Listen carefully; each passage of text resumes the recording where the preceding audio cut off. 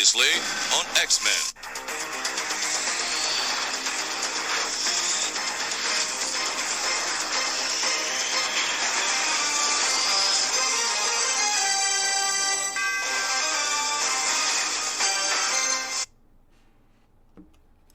Hey guys, welcome to the Podtendo podcasts. I think it's called Previously on X-Men or something at the start before the little song plays. We are a retro video game show that clearly took the summer off to talk about X-Men 97 Season 2, X-Men Summer, maybe even playing an X-Men game in September.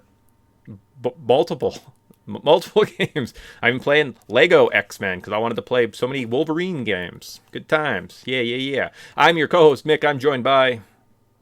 Tyson. Cool. Yeah, and I bought the arcade collection so I could enjoy some of those games. Oh, that's fun. Yeah, because there's some X-Men in there. And I officially can say I've beaten Silver Surfer. Yes, it was with cheats and invincibility. Sure. And unlimited ammo and everything. But I just let that thing play through. And apparently that's all you need to do to beat that game. It's super easy. Okay, there you go. All you need to be is invincible, and it stands no chance at beating you. That is fun. We come to you, in kind of this very marvelous X-Men-y summer, right? As we're getting to the end, we kind of did the math. We happen to be available these episodes that we're talking about. So as we're kind of going through, we were doing kind of episodes in clumps, and when we had times, and we weren't going out of our ways and trying to record while we're on summer vacation, right? Take a break. We're doing other stuff. But when you do get a chance, or if an episode kind of hits hard, and I believe these last two episodes leading into the finale this upcoming week did that. So today we will be looking at episode 7, Strange Land, Savage Heart, and episode 8, The Dead Man's Hand. So I'll kind of give you those two. And it's good. Kind of lead into the finale, maybe talk about a little bit what we think. And next week with a big recap of all of our X-Men.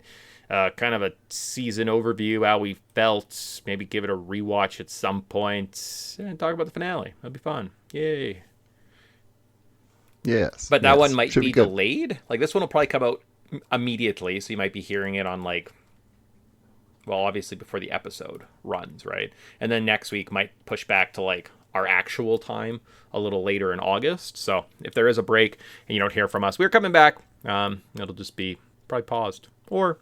do it earlier. I don't know. We'll see. Probably better actually if we do it earlier because some people are thinking about it. Yeah, cool. We'll go from there. Summer time fun. Playing. I'm also really busy. Haven't played a lot of video games. I start video games, and after 20 minutes, I'm just I guess I'll just never finish Lego Marvels. I was lying. I only beat one mission. I didn't even get to the X-Men. I haven't returned to that. So. Maybe one day. Yes, you've been very busy this summer. And to be honest with you, sir, I haven't got a cousin. It was me. I had sex with the sheep.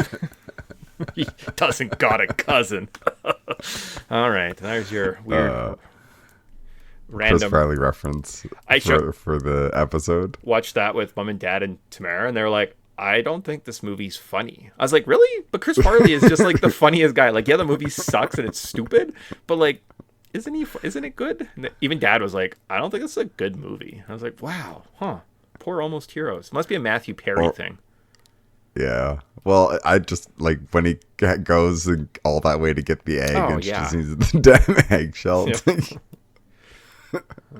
So funny. He's looking at it and he's just starving and he's like, I could crack it. There was another one. Yeah.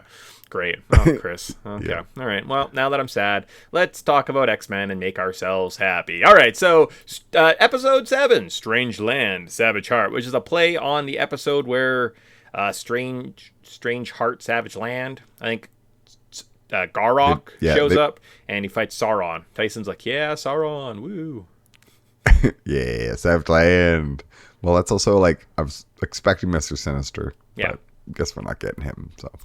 Well, and it's funny because you said that you were kind of like, oh, that's the next episode. We haven't seen him for so long, and I was like, no, he was just in the finale 6 episodes ago. We were having Sinister, right? So the fact that they have kind of stepped back a little bit, right, and are using a greater variety of X-Men and lore, I like it. I dig it. It's a good episode. This episode specifically might have been yeah, maybe we should record before it was pretty good. So in our way, we have to start out with our terrible plot summary. So briefly, we see the events of the Genosha Massacre played again. We watch Ileana, who is Magica, die. Colossus mourns her loss, only to jump into a Graydon Creed rally where he's kind of doing damn muties, they're different from us. We should be the friend. I'm a friend of humanity. I'm going to be the president. And we're like, that's good. I'm glad when politics are hate-filled. That's nice. It's good. They get taken over by some acolytes. They start calling themselves the Acolytes of Apocalypse, and we see that Colossus has now joined them. A team of Nightcrawler, Rogue, Beast, Bishop, and Polaris head towards the Savage Lands, where the acolytes are holding Graydon Creed as prisoner for his crimes against mutant kind. The team is hit by a, EMP something, knocks their ship out, gets hit, blown up as they're falling. Bishop, there's an inhibitor that turns off their powers, and we're like, oh no, whoop, womp, that sucks. As Bishop flies up, Polaris jumps out to save him with a parachute. They crash land in the jungle, only to find that the ship is empty, and all the remaining X-Men have been taken by Colossus to the Acolyte's stronghold. Meanwhile, Bishop's powers are kind of building up inside of him, and he needs a release. That means they must destroy the inhibitor tower. Polaris has a fun idea. Meanwhile, in the Citadel, Nightcrawler, who's kind of doing this, my brother, please don't hurt him, even though he's definitely evil. He's not a good person by any way, shape. We could save him. I could do it. I'm Nightcrawler. I'm nice. And you're like, yeah, good job, Nightcrawler. He ends up talking himself into a trial by the leader of the new Acolytes, Exodus, who's kind of using the fall of Genosha and Magneto to kind of rally against this anti-mutant cry from humankind. During the trial, I don't think there's a compelling argument made, but when Colossus hesitates just for a second as he proceeds over the court, Exodus considers him a heretic, attacks him, goes to behead Creed. At the same time, Bishop and Polaris show up riding pterodactyls. They shoot the tower with a bunch of guns, blow it up, get their powers back, launches into an all-out Acolytes versus X-Men battle. Nightcrawler goes one-on-one with Exodus, the old whatever his guy, in a sword duel. And as he kind of gets him to a draw, maybe even pausing it, Graydon Creed shoots Exodus, at least damaging him. We don't know if he kills him or not. Nightcrawler, in a way to save his brother, takes him out into the middle of Antarctica and leaves him just feeling diminished. We finally see that... we see a couple... there's a couple things. I need to keep going. X-Factor, or... No. He gets saved. Then meanwhile, we find X-Force, led by Cable, into that same place where Apocalypse was in the last episode, reviving Gambit, and they find a dead husk of Apocalypse with a playing card. And they're like, uh-oh. So, pretty good episode. So, Savage Land, Strange Heart, episode 7. Yeah. I figured you would be happy because you got a Nightcrawler-centric episode. Yeah, I even changed our rankings. You got 10 points for this episode. I'm taking your points and giving it to Nightcrawler. I make extra points.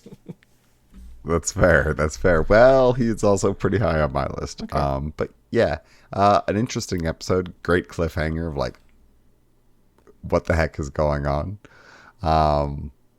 And yeah, I don't know. It's one of those things where X-Men always likes to toe the line of philosophy and all that kind of stuff. So it is that hard.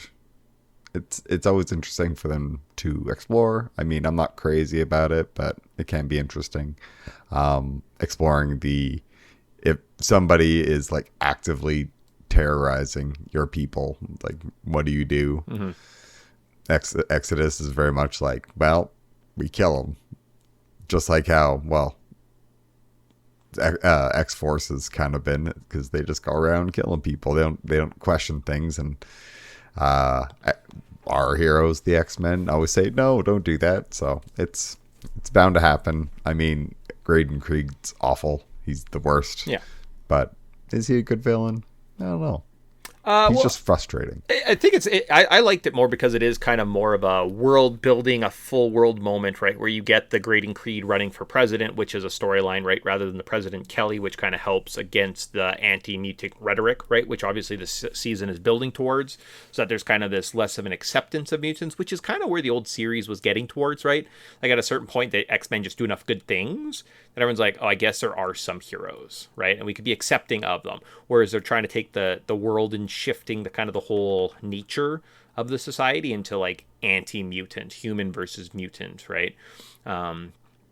So it's kind of more of a world building kind of character, right? With kind of having the creed in there and kind of how he's been portrayed.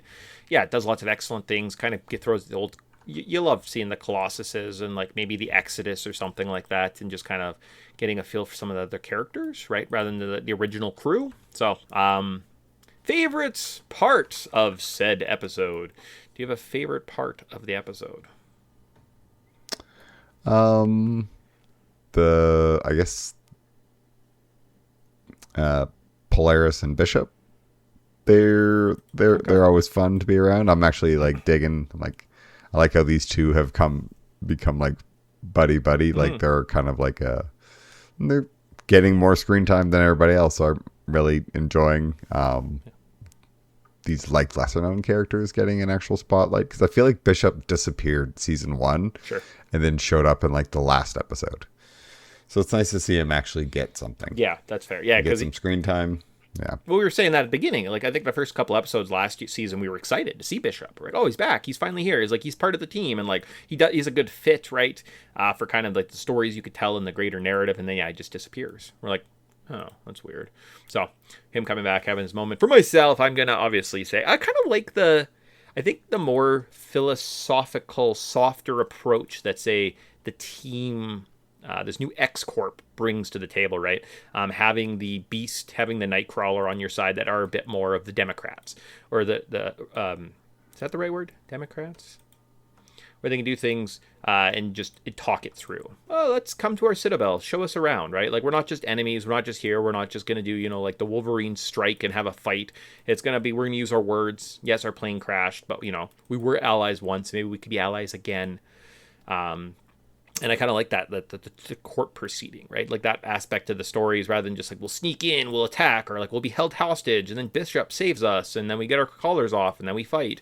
It just, I don't know, kind of built out the world a little more, right? And again, got into, like Tyson was saying, the bigger philosophies that this kind of source material is trying to touch on, right? I think that was kind of one of the reasons that I think this kind of stood out. And I was like, just kind of gives you everything. You're a little bit of X-Men, you get a little bit of action, but really you get those deeper questions of what it means to be different, right? How does that affect you in the world? How does that, yeah. So it kind of it was good in that sense. In terms of like most notable scenes, oh boy, we were packed with them, right? You see the return of Colossus, maybe that's what you liked. Some of the acolytes of Magneto's, all the pictures that were shown.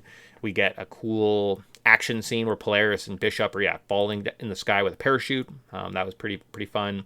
We get to see the T-Rex from that chased Magneto and Professor X. It kind of approaches at some point when they jump into Savage Land, and you're like, hey, that's the same guy. Cool. Like, even the creator's like, yep, that's the same guy. We get to see kind of the Citadel. Get some of the court philosophies. You get some of the cameos, some of the background. You're like, hey, that random Tempo. I had a card of Tempo. I hated that card because he's always had so many Tempo cards. Hey, she's there in the background. How cool, neat. What other parts were cool? The sword fights, the ending, the apocalypse of it all. Yeah, the most like notable scene, something that's going to stand out, and you're like, I think that is the part I'm going to remember this episode. Because in my mind, probably, even though it is a Nightcrawler episode, I call it probably Colossus. Like Colossus returning, Colossus being kind of his acolyte's gear, kind of returning at the end to the mansion, right? Is, I don't know, probably how I'm going to remember this episode. I'm like, oh yeah, the Colossus one. Yeah, I think so too. Or like the trial one, having an actual trial where Nightcrawler gets to try to plead his case.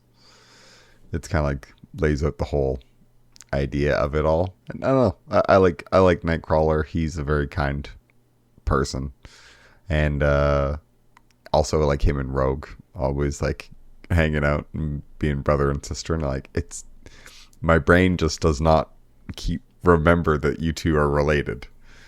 So it's very cool. But I have to go back. I think it's the trial. I think it's the whole trial. Like, I'm a sucker for a good trial episode. So I'm like, this really does it for me. I'm like, And we get a whole like philosophy speech. I'm like, yeah. And Colossus is there, Nightcrawler there. It's not just like the same old characters. I'm like, it's kind of like the characters we always want stories about actually are getting some time in the spotlight. I can't complain. Yeah. It's having a hard time finding, like, it's a good episode. I really enjoyed it. Like, maybe not one of the ones I go rewatch first, but it's definitely like during a rewatch, I would be locked in. So yeah, it's good. Yeah, no, it's one of those ones too where they are making very good use of the giant cast that they have right now, and I like some of the combos. We'll talk about it kind of when we rank everybody at the end. But like I'm like they've like knocked it out of the water with some of these like the combos that are descending and the emotional brevity that they're getting and the connections. And I'm like expertly done. Great crafting of the storytelling, great control of the characters. About a negative. Do we have like a negative, something bad to say about this episode? I think they did Exodus dirty. For like, if you're a comic book fan or you saw him or like you've seen him, he's this like ancient old Exodus, and for him just to get like shot and killed potentially, I think even if they're going to do that the shoot, they should have maybe had like Exodus is in critical conditions, right? Like maybe give us confirmation that he's dead or not. But I kind of feel like that's kind of one of those. I'm like, man, kind of seems like a very strong mutant that you just took out of the picture to prove that Graydon Creed is like beyond dispute, right? That humanity maybe isn't worth saving.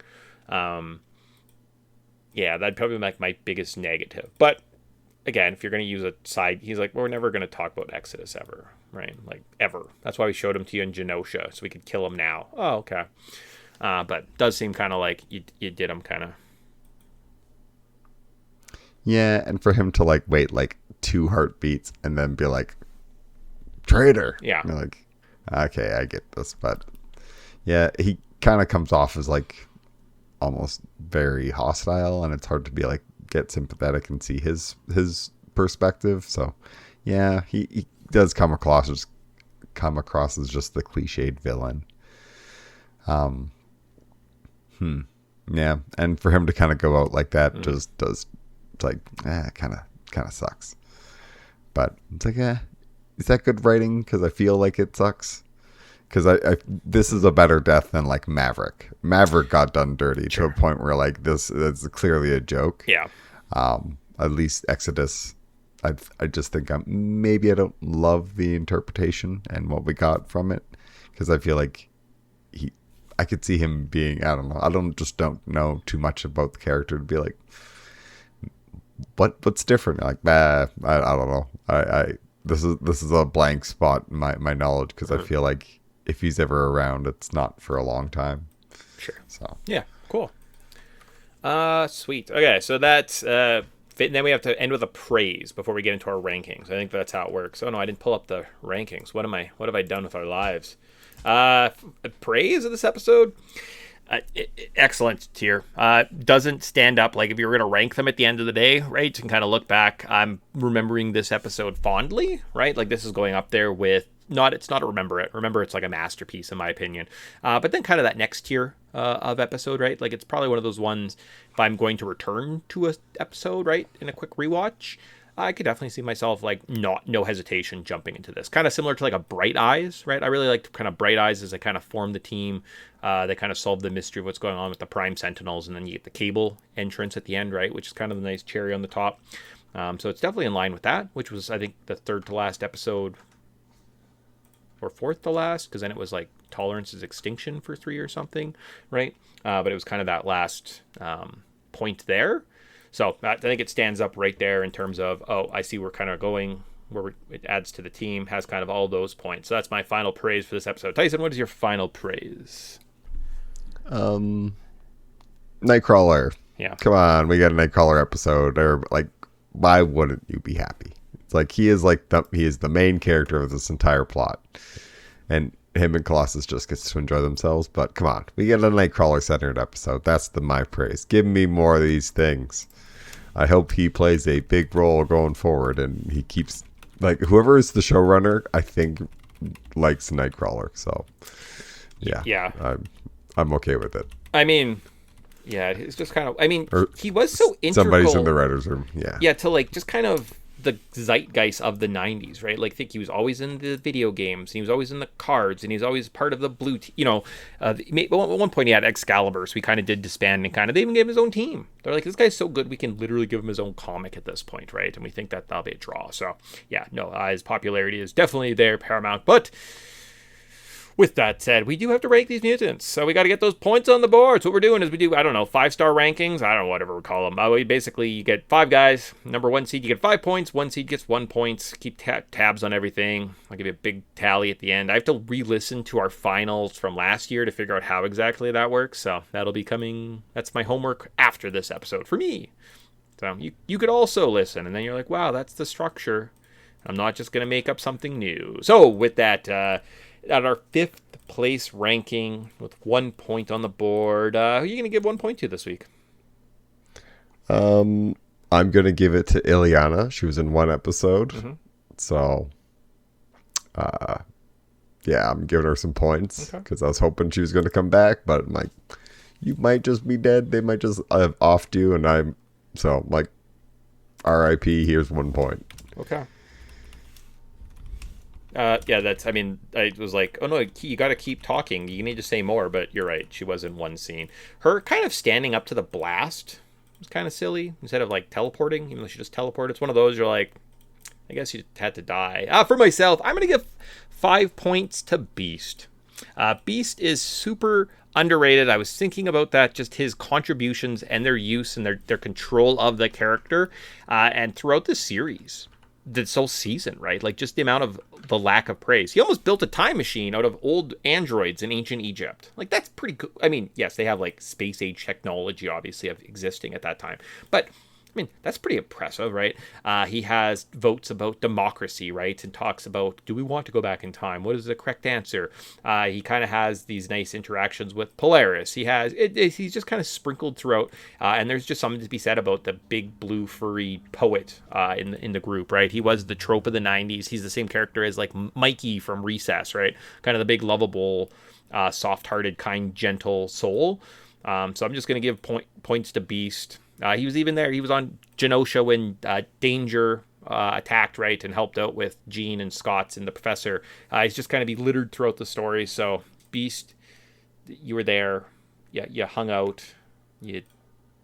I don't know exactly. I couldn't tell you a specific thing you did, but this is kind of more of like I feel bad for not giving you more praise and thinking about it. Beast, you're going to get points maybe in the next episode too. Just if you're around Beast, you're now my Nightcrawler. You're just going to get like a pity point. So that's my guy. How do you have it number 4? I got Bishop. Okay. Yep. Him and Polaris' relationship, they're really interesting. I've always liked Bishop as a character, so I'm glad he's getting a bit of a spotlight. He seems to show up and do one thing, but that one thing seems to be really important at that point in time. And I'm like, I feel like he really does have like that time traveler in time that was meant to go back, like storyline. Sure. Because it's like he went back and he just always seems to be at the right convenient time. Like, what if he wasn't on this time? It's like Colossus would be dead, probably Nightcrawler, or maybe not Nightcrawler, but he probably would just teleport away because he's awesome. But it's like everybody else because they had the collars on, so it would have been a really bad situation. So I'm like, he just is always there, always keeping it doing the right thing. He's like, and Cable does the aggressive thing where it's like, man, you're really like crossing the line. Bishop seems to like walk up to that line and never crosses it, and I'm just like, I really like him as a character. I like that he's getting a spotlight. He kind of seems vulnerable at a couple of points in times, which is why he's not so super high in the list. But I love that he's on the team because he's always doing the right things. Well, I have him a little higher on my list, so we will talk about Bishop at that point. but Oh shit! Sorry. No. But technically, my number 4 is your number 3. So I'll talk about my number 3, who's Bishop. So moved up one, and then we'll talk about your 4, who's my number 3.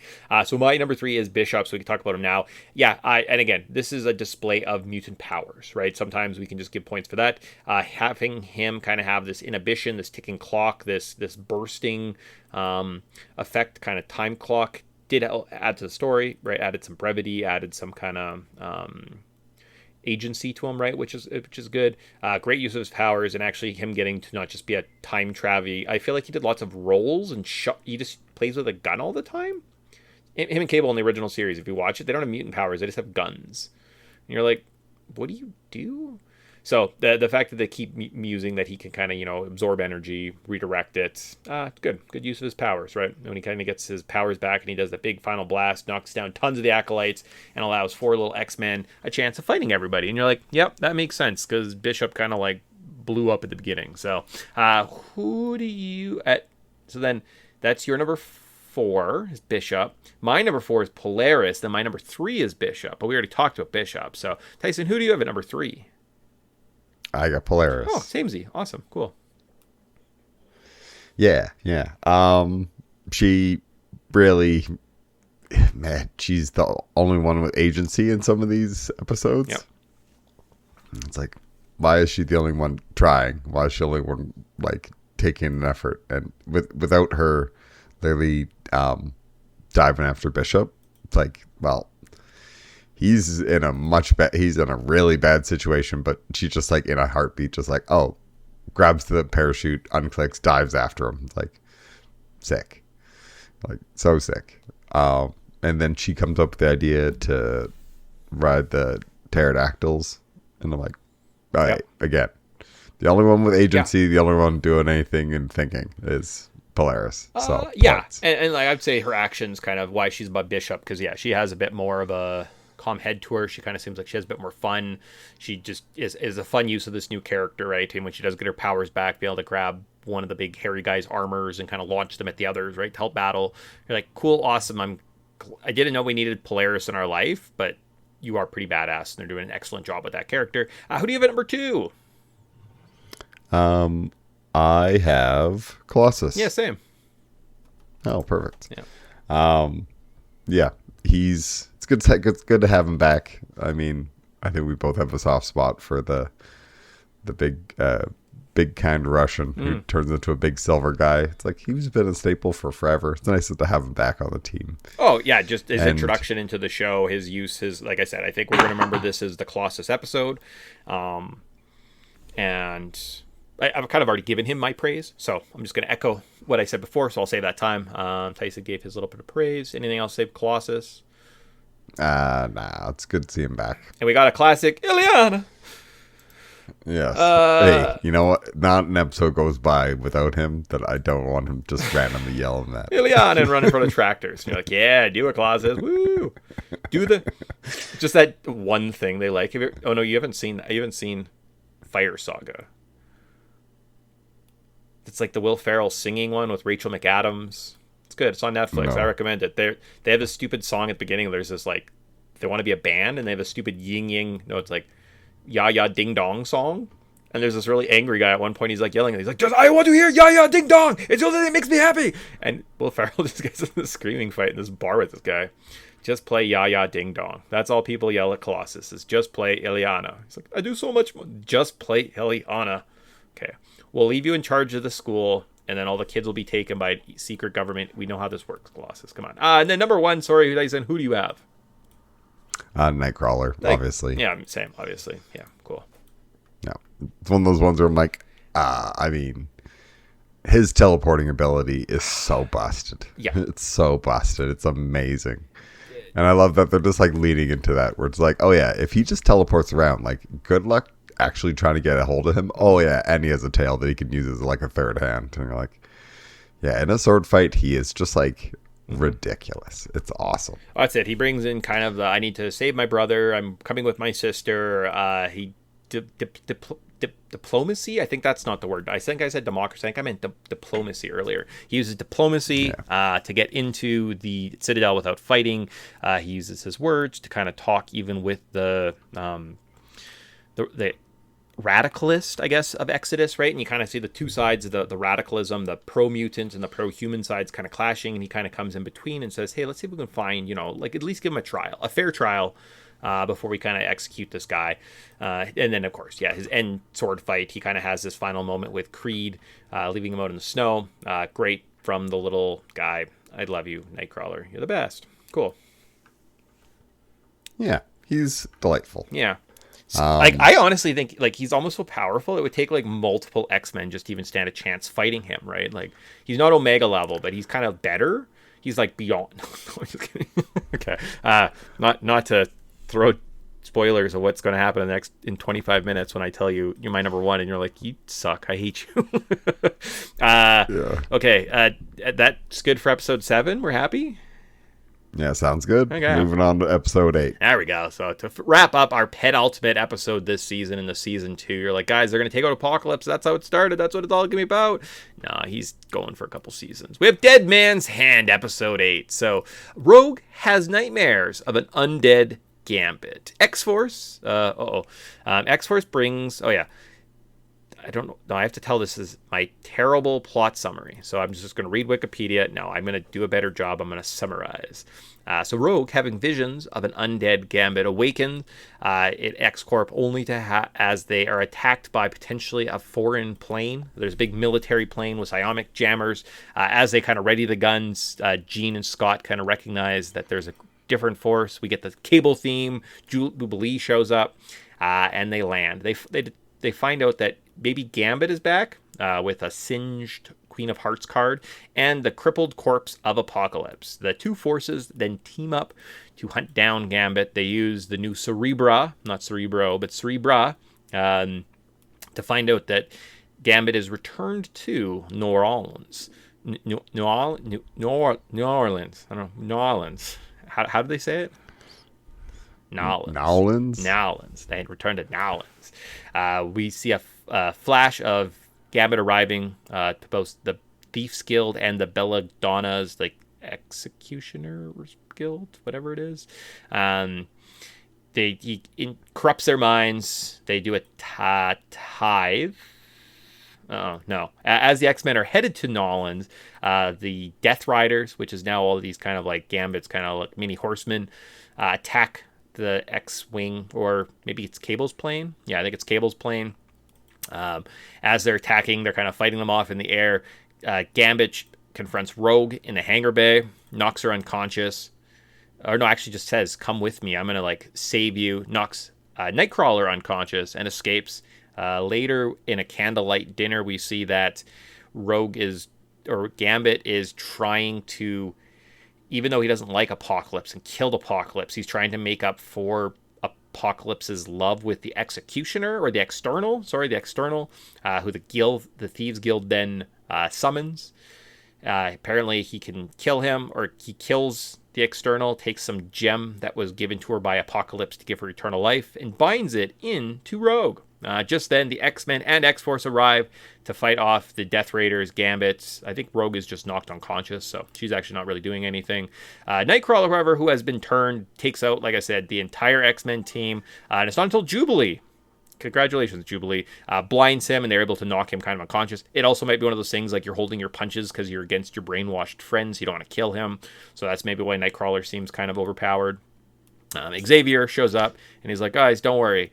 I'll just go into Gambit's mind and fight him like the Phoenix did, and when she bent the Emkron crystal. And then he turns into that weird soldier guy like he does from that Dark Phoenix Saga 2.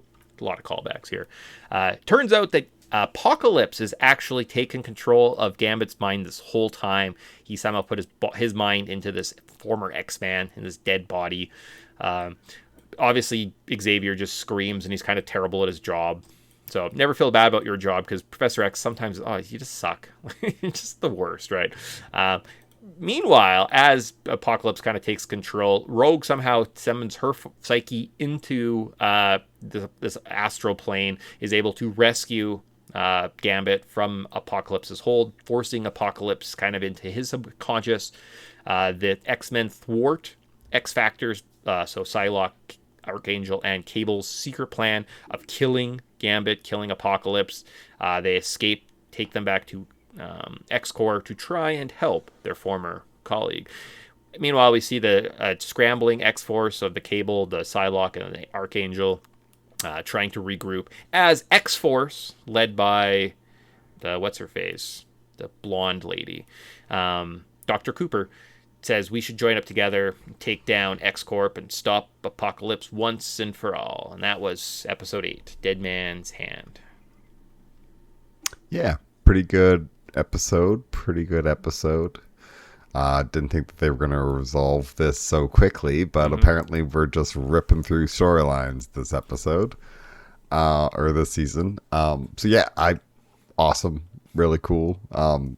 Interesting to see like how this is. I did not expect this was how they were going to go with Gambit as coming back as like Apocalypse or whatever. It's like, did not expect this. Pretty cool ride. I like lots of great action scenes, and Gambit's always charming. So we still have a ticking clock because it's not, unless we get Apocalypse out of there, he's gonna take over for good. So yeah, kind of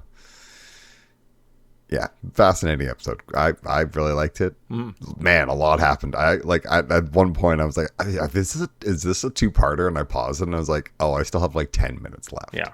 Oh, yeah. I mean, just even going through like the quick recap, right? Like it should be as simple as X-Force shows up at the X-Men Tower with the body of Apocalypse, and they're like, hey, we have to go find Gambit. They search, they find him in the bayou while he's recruiting the Death Raiders to get revenge on the External. While they're headed there, they get... Anyways, like it's just, you're like, oh, there's like this and that point and this and this, that happened. So yeah, no, action-packed, lots going through. And yeah, it does seem like it moves quickly. And we'll see. Again, these episodes, these seasons, like the first season, if you watch it, there's through lines of characters go through like multi-arcs, right? Like they kind of get a little piece every single episode. So maybe at the end, things will be satisfying, right? We need some type of like Apocalypse rogue kind of conclusion, almost like a chat. That goes back to like when they talked by the fire in ancient Egypt, right? So it's kind of these big, long, you kind of have to have like laser vision like you do in the comics, right? Like you have to sit down and read a 300-page comic to get a full story. So they do a really good job, I think, of turning page to screen in this series. But my favorite part, is just kind of the... I think the massive X-Men team up where we kind of get the full force, when they land in the bayou of the X-Force, we get the X-Men, you get the Wolverines, you get the Forge, you get the Storms, and you feel this kind of this big imposing roster. I'm curious to see how the next episode concludes and what they do next season, because as everyone notes, the team is getting quite bloated, right? So do they break the team up into smaller missions? Do they kind of nerf some characters? Do they set some aside? Because it seems like we just got a Forge back, and now Forge is an afterthought, and he barely talks, right? He just shows up with a gun at some point. So that was probably one of my favorite parts, though, is just kind of seeing like the full team. Like when you imagine them as a kid, and you were going to be like, all right, all the X-Men showed up. Here's Cable, and Psylocke, and Archangel, but we also need Wolverine. Yeah, and there's Professor X and Cyclops, right? And Jean Grey, because those are all the X-Men. So kind of getting to see everybody team up and just land together, probably before they're ultimately potentially broken up, especially since we started this season with everyone kind of being split across time to kind of have everybody, at least for this one brief moment, kind of all team up together. It's kind of cool. Before ultimately 3 of them backstab everybody like 2 minutes later, but that's not their fault. That's just Cable's doing. Oh no, what do you mean? Psylocke and Archangel are definitely as horny as killing Apocalypse as Cable. Oh yeah, I know. They're all like, and now sword time. Yeah, and you're like, but can we not kill him? It's like, no, we must in fact absolutely do everything in our power to kill him. And I'm like, they're dumb enough to be like, oh yeah, us 3 versus you like 12. Yeah, we got this. And you're like, God, you guys are just idiots. Why are you doing this? Well, I guess they also felt like they had Jubilee and.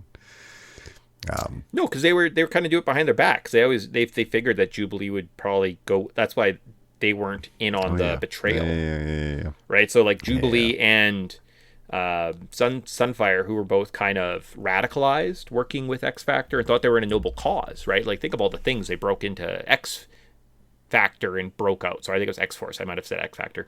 They broke into X Factor and like did this big escape. You know, so that kind of they got betrayed a little bit. So my poor girl Jubilee, poor Jubilee.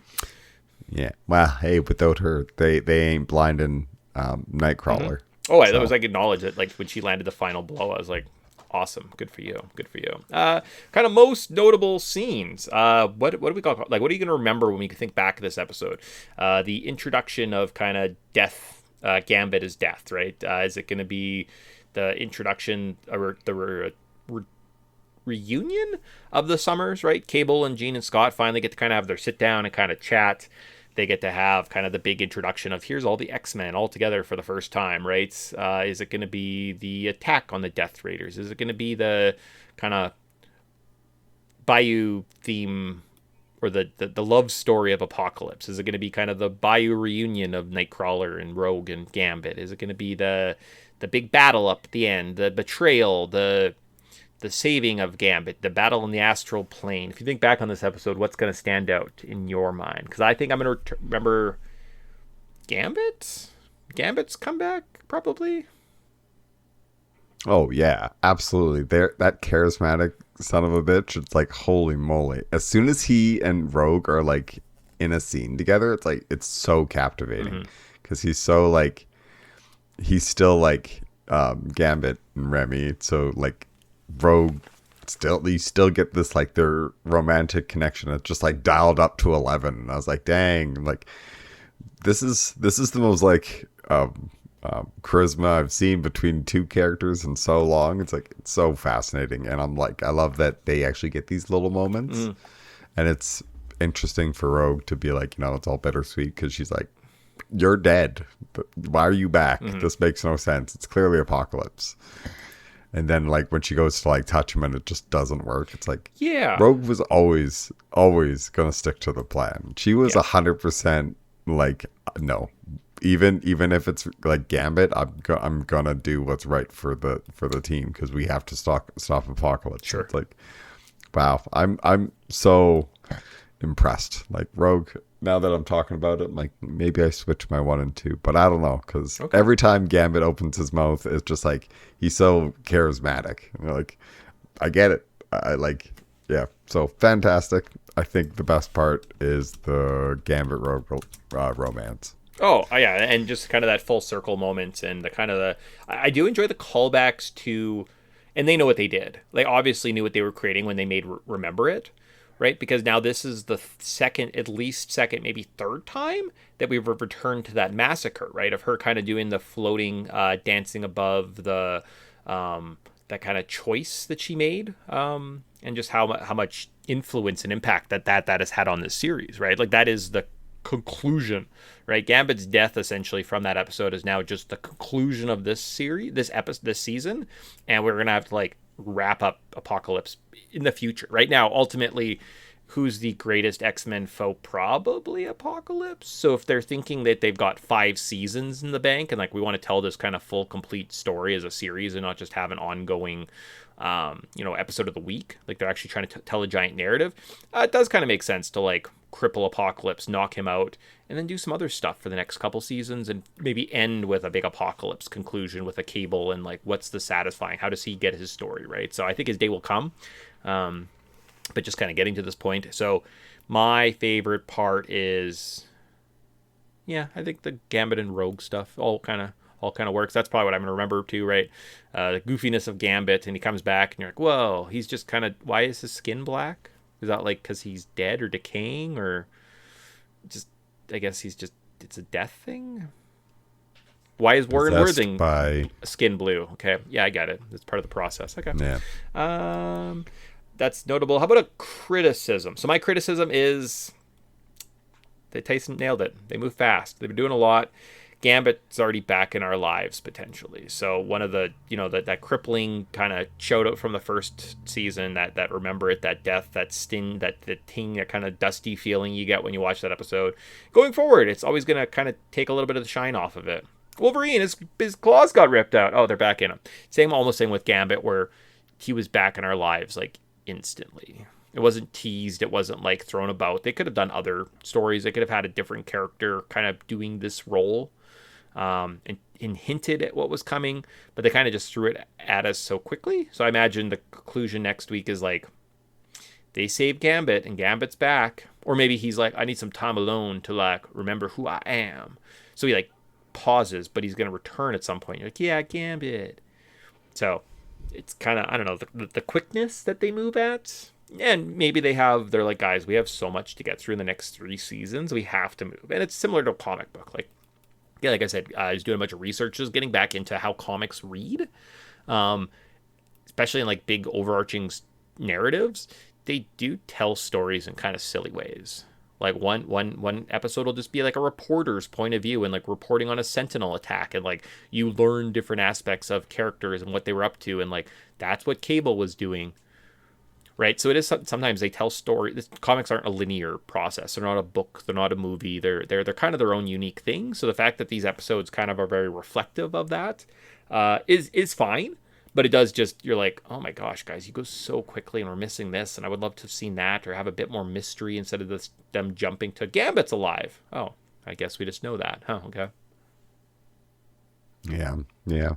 Well, it's just like they just can't let the, like, I guess for pacing's sake. Yeah. What I was praising at the start of the season and the start of like when the show launched, I was like, oh man, the pacing's so good. I love it. So fast.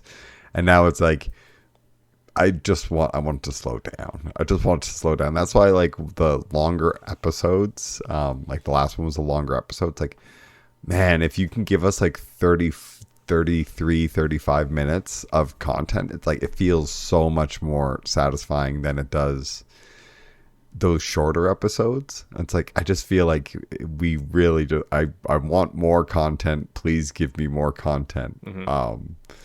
And my criticism is we only get one more episode and then nothing. Yeah. It's going to be, we go into that show I really like is I'm waiting for the newest season.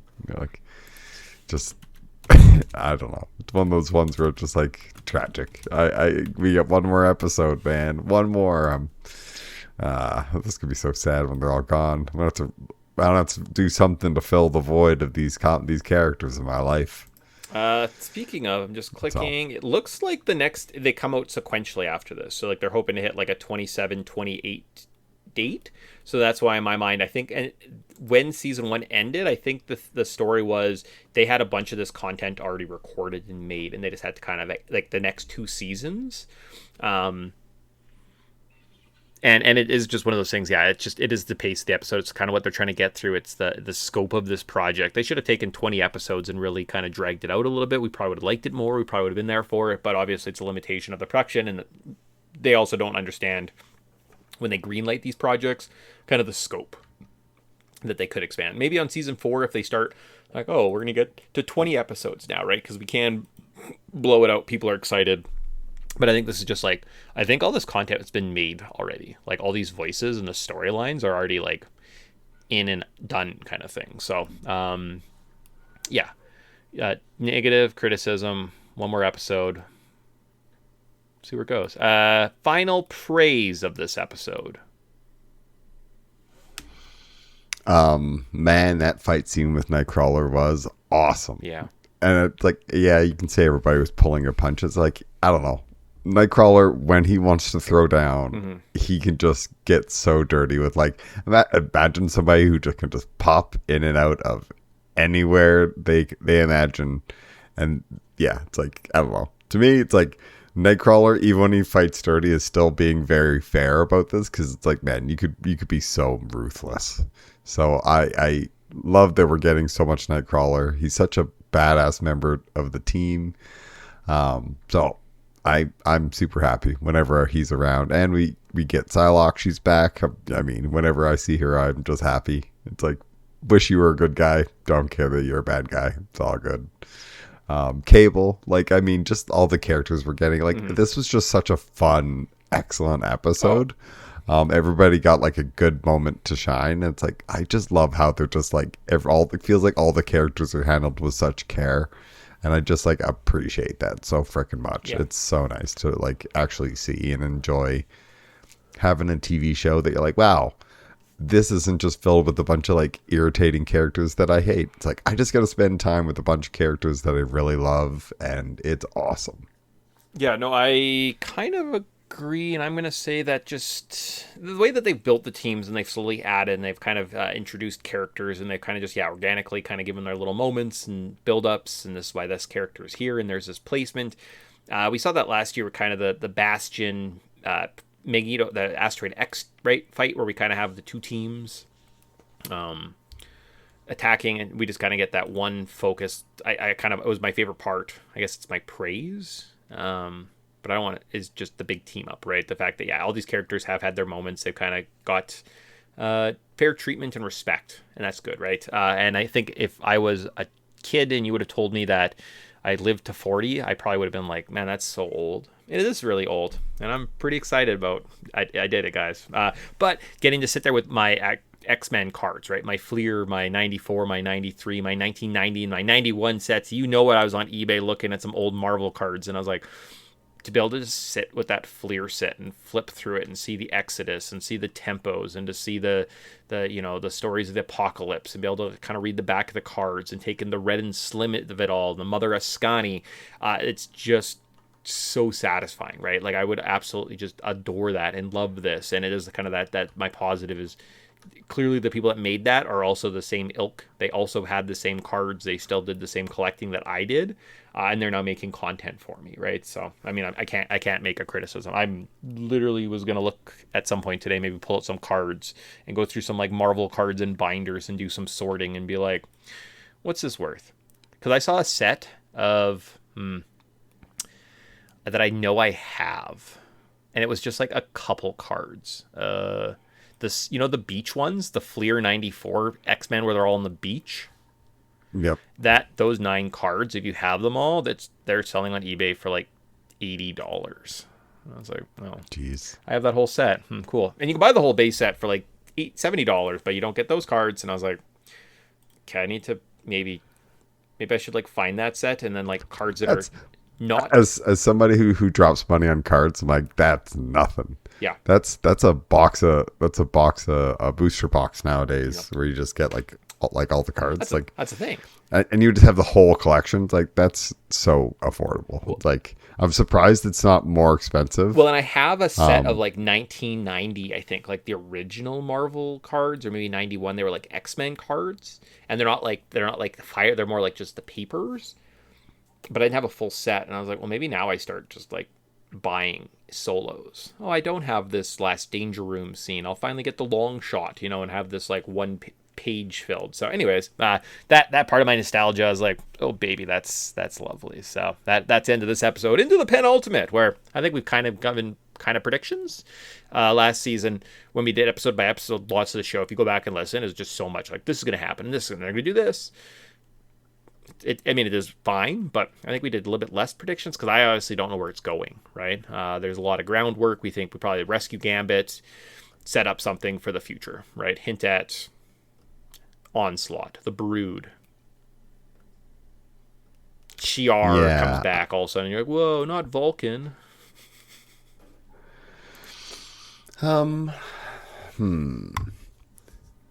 What's been hinted at that hasn't fully come back yet?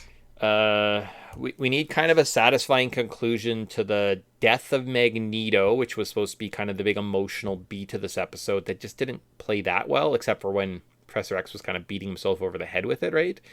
So I think that's we need that, and then the resolution obviously on Gambit and kind of what's going on maybe with, and I guess Cable, right? Because he was a big part of the beginning, right? What's going on with Cable and Nathan in the future, and he gets his arm, and this is who Cable is. So I kind of feel like we need a little bit of Cable conclusion.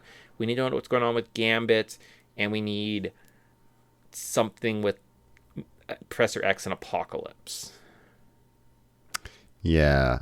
And so the name of the episode is Survival of the Fittest. So obviously a reference to Apocalypse. So it's clearly Apocalypse because they got to do something to get him out of Gambit. What if instead of an onslaught, we kind of get an apocalypse going into Professor X? That's kind of what so that's, yeah, like it's going to be an attack on X Corp by the X Factor, by the X Force, to try and kill Apocalypse while they try and save him. And yeah, there'll probably be some type of tearing where I could see Professor X being in a coma with Apocalypse inside of him or something. And he's like, now I've beat you because you're trapped forever in my mind with me. Something, right? And then he's like, oh, but actually I have had Magneto in my mind the whole time. And then Magneto steps out. And you're like, what? You know, like that'll be the conclusion. And you'll be like, what does that mean? I don't know. Who knows, right? So probably that is actually probably like as simple as possible. I know they do a lot. Probably something like that. Attack, and we get a couple cool moments. We'll throw some points randomly. I'm throwing it in there that we get the Avengers to come in to help in the last minutes of this episode, and then we have a whole moment where like the Avengers and the X-Men are teaming up, being like, "Hey, I like you." And then we lead into next summer where we get another season of this, but they're also, because of the success of X-Men, launch a Avengers online or Avengers cartoon to coincide with the X-Men, start building out that universe as well. And just as we get the announcements for the X-Men movie that comes out in the following year. I'm just saying. The only thing is you would hear about it, right? Because of the way the industry works, you would know that there's an Avengers cartoon in the works. You would know that they're rebooting Spider-Man. That might come after season 3 if it continues to be a success, like, because they've definitely dropped hints on it. But I don't know if it's like imminent, just because otherwise you would hear they're like, oh, they're in the products of making a new Avengers cartoon. That's just kind of the way of the world, right? So, but with that, let's rank some X-Men, and then we're out of here. And then we'll come back in the next couple weeks. Well, maybe probably next week we'll record. You might hear from us after that, though, like I said.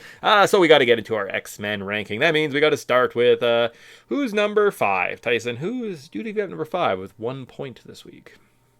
I'm throwing it to Cable. Okay, I've got Cable a little higher up on my list. So I'll go to my number 5. Happens to be Gambit. Oh, okay. Yeah. A little higher on my list. Yeah. I got Nightcrawler here. Number 4 for you is Nightcrawler. He's higher up on my list, so we'll talk about him, and we'll talk about my number 4. And I have Beast. He starts out by playing poker, calling out, I think, Nightcrawler's hand. No, who has the dead man's hand? Nightcrawler. And then he beats him.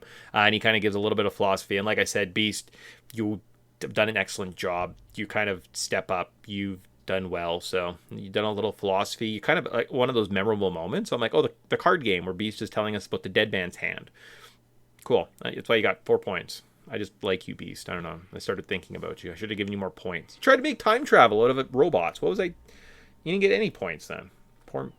Oh no, you got 3. Okay, never mind. And you still get 2. Yeah. So that next, yeah.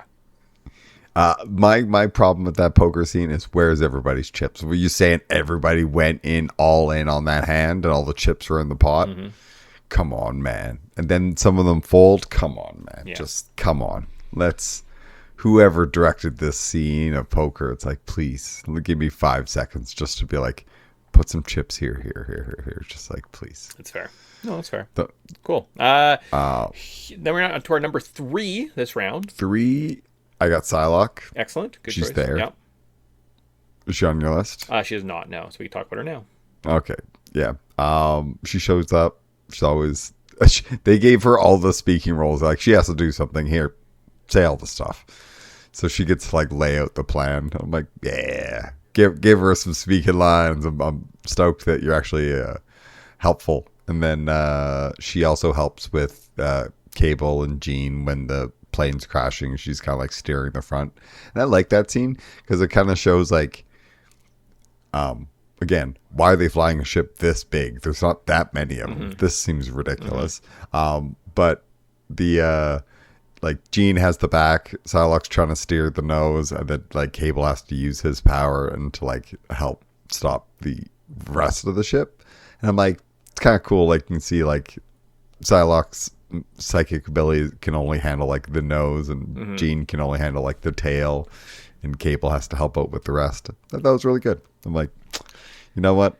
You even got to do something. Psylocke, you get some points. No, that's fair. Yeah, and her approach stepping up, and I kind of thought at the end too, where she's kind of trying to rally Warren behind Cable. You know what? We're all that's left. We have to step up. Yeah, the plan failed, but like we have to stop Apocalypse, right? So she kind of is very mission driven, right? From obviously we don't know why. We don't know why she's so into it, but yeah, her kind of that continued loyalty at the end. I kind of like the betrayal, the backstabbing. It kind of makes sense too, right? That you're like, yeah, it makes sense that they were kind of working on some extra little plan. So that was pretty fun. At number 3, I have Cable. So you had number 1, I had number 3. Same scene. I'm thinking the plane's falling, and as he kind of launches his psychic powers, he's able to kind of hold up the middle part. And then I had to give him some extra points. I felt bad for him. He's lost his gun. He loves that gun. They threw it in the swamp, so he had to go and get it. And it's just like, man, that sucks. Like, he's probably like, guys, I love this gun so much, and I'm just like so up. Like, he's like, I'm like equally upset that I don't get to fulfill my destiny today, but like maybe a bit more that my gun is now wet. So, poor guy. Yeah. He had a really funny line of like, "Yep, I guess my destiny was finding a dead Apocalypse." Yeah. And you're like, that's a fair frickin' statement, man. After all of what you've been through, it's like, oh, I find his dead corpse just in a sarcophagus. Woo, good destiny. Why did I get sent to the future to deal with this? And you're like, true. Sorry, bud. Yeah. Let's just be a family. Shut up, Scott and Jean. Well, and that's why I think too that like because they're like you're not going to get a satisfying Cable story. Like it's going to be a couple seasons from now where there's going to be some type of like, oh, this is the finality of it or something, right? So, yeah, that's kind of. Or it's coming in the spin-off showcase thing in 2-3 years. Yeah, like they just give X the Avengers. X-Force will be. That's it. Then at number 2, who do you have? I got Rogue. I also have Rogue. Perfect. Yeah.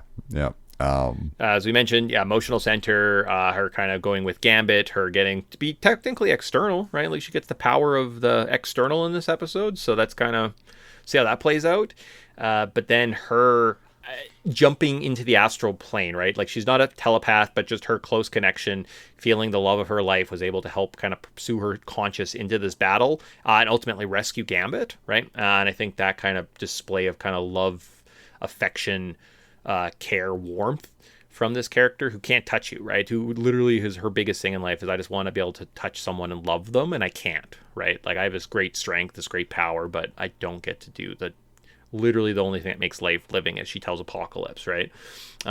So and maybe that's how they somehow defeat Apocalypse, right? Because she does have the line at the beginning of hopefully you feel love one day, because like for all our sake. So maybe at some point she's able to share her heart, and just kind of her impact on that story from those emotional beats is very satisfying, right? And if you watch it from season 1 last year right through Remember It all to the finale where she turns and sides with Magneto to kind of this big conclusion where she's trying to help Gambit, is done expertly, done really well. They didn't nerf her. Very strong character. Go Rogue. Yeah. I like kudos, or like I mirror everything you say. Yeah. She does hug Nightcrawler at one point, and I was like, wait, what? And I was like, oh, right, he's wearing a jacket. Mm-hmm. And you're like, just every time she touches somebody, it's like, wait, how are you not dying right now? Yeah. So, yeah, it's I like, and her and Gambit's relationship is just like such a standout moment, and it feels like we like you said, we've been building to this since Genosha. And it's nice to kind of get this like moment between them. So, yeah. But that I guess leads into my number 1. I'm actually going to throw out my number 1 first. I have Nightcrawler. I gave him 5 points. He single-handedly was able to keep all the X-Men at bay. We see that his teleporting powers are super overdone. And when he first started fighting Gambit, again, I was scared. I was like, oh, please don't die. And he just gets his mind corrupted, and he's like, I'm going to take you with me. And I was like, oh, good. I'm glad you didn't kill him. I'm just kind of concerned. So that's why he got my number 1 ranking. He was number lower on your list. We'll talk about him first because it's kind of more of a joke thing, and your guy was like the serious, probably number 1. So No, that's fair. That's fair. I forgot that yours was the joke answer of Nightcrawler. No, it's Well, serious like, in my and, mind, and though, but yeah, and I had the same feeling when him and Gambit were facing off. I was like, don't you hurt my special little guy. I will be so sad if you hurt Nightcrawler. Then he was fine, so I was happy about it. And he like even gets to like, oh, dinner's ready. And you're like, he's so delightful. Yeah. He could be, even when his like eyes are glowing red and he looks all like crazy, and then his eyes go back to normal. It's like, and I didn't even like notice. I was like, oh right, his eyes are yellow, and now his eyes are like glowing red. It's like, it's subtle, but man, he's just such a cool character. I'm like, we got 2 Nightcrawler episodes this season back to back. He has had more screen time than Wolverine. And you're like, I as a Wolverine fan, I'm fine with this because it's nice to see Nightcrawler actually getting his like, we'll put him in the spotlight. It's nice to actually have like the kind of heart and soul of like characters in the front. And you're like, I don't know, to me it's like that's what I like about the X-Men. I don't like the action scenes are like icing on the cake, but it's still a delicious cake. And you're like, yeah, I love the show. It's so good. But yes, number 1, it's Gambit, obviously. It's his episode. He gets to come back. He gets to be menacing and threatening, but also charming, and like have his own plans, and kind of lays out some stuff that we've never heard about Apocalypse. Like, oh yeah, Apocalypse in the external, used to be in love with, and she just, as soon as she got her power, she just dipped. It's like, interesting. I saw her earlier, and now it's finally paying off why she's a thing. So very, very cool. Like, and Gambit just like so charismatic. He just like steals the scene, every scene he's in, and it's delightful. So having an episode where he's in the flux, I was like, when he went kind of was like getting overtaken and Professor X is useless. It was just like, please don't take Gambit back already. Like, I know you guys aren't going to, because that would be such a ridiculous payoff at this point. So he has to come back and have some sort of a role, whether that be a hero or a villain or another sacrifice, but more serious this time. It's like, I don't know. He's threatening. He's charming. He's just like, he is the best part about this. So far, I think this is the best episode in the series. Okay. Cool. Well, not series. In the season. Okay, I was going to say, I was like, that's a bold claim. I was like, I would. Yeah, no, remember it. Remember it's still number 1. I was going to say, I was like, if you're going to like challenge Remember It, I was like, good. Okay, go Gambit, I guess. I put him on my list. I knew I needed to get him points.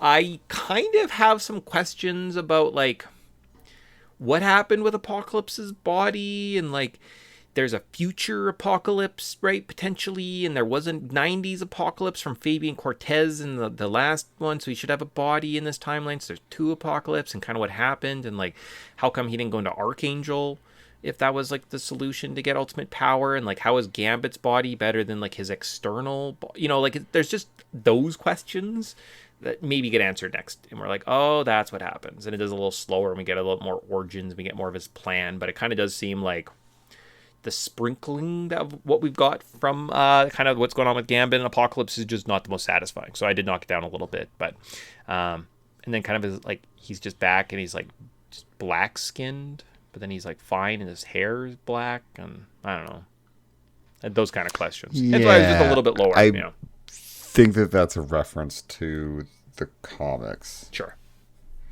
Like, I think that whole why is Beasts for blue? Okay, yeah, I get it. Okay. Yeah, sure. Marketing. Yeah. Cool. So, Awesome. Great episodes. Yeah. I had a lot of fun. Yeah. Got a little bit of, I don't know.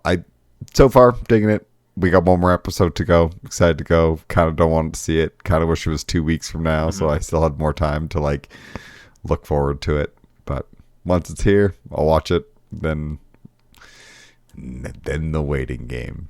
Yeah, so. No, I mean, the fact that it's coming out next year, right? And we'll actually know. I didn't know when this was coming out. Literally, we were making a show, and you're like, yeah, it's coming out in like 2 days. And I was like, what? oh my gosh, I guess that's what we're doing all summer. So like it completely kind of derailed, caught me off guard. I will probably be watching closer for a release date kind of next year. But knowing that it is coming back and they are kind of stepping forward again, because lots of the stuff was, I think I've even seen like season 3 and 4 have now been greenlit, right? So we get 2 more seasons at least to kind of keep going with this narrative, get kind of a big satisfying conclusion. So that'll be good. And yeah, I look forward to this upcoming week. We'll see. We definitely maybe have time next weekend to record. I guess we have to record. It'll just be kind of like tentative on the release date. So maybe we'll go from there. But until then, did we miss anything? No, I think we kind of touched on it. I was going to say we kind of like danced around like the whole like love story between External, but I think we talked about it quite a bit. We gave it as much credit as the show said, that they're just like, they were friends and then she betrayed him, so he locked her in a swamp. And then he was sad. Yeah, okay. And like, why is he dealing something about this now? Like, no other time he could have been like, yeah, let's go, I gotta go get this bitch, let's go fuck her up. Okay. Yeah, basically it's he's kind of vindictive. So cool. That's Apocalypse. Yeah.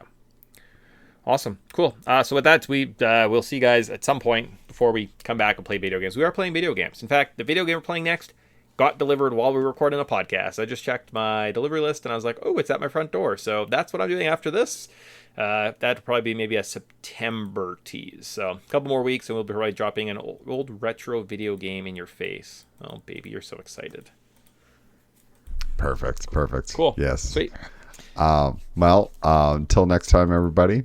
See ya. Yeah. Bye.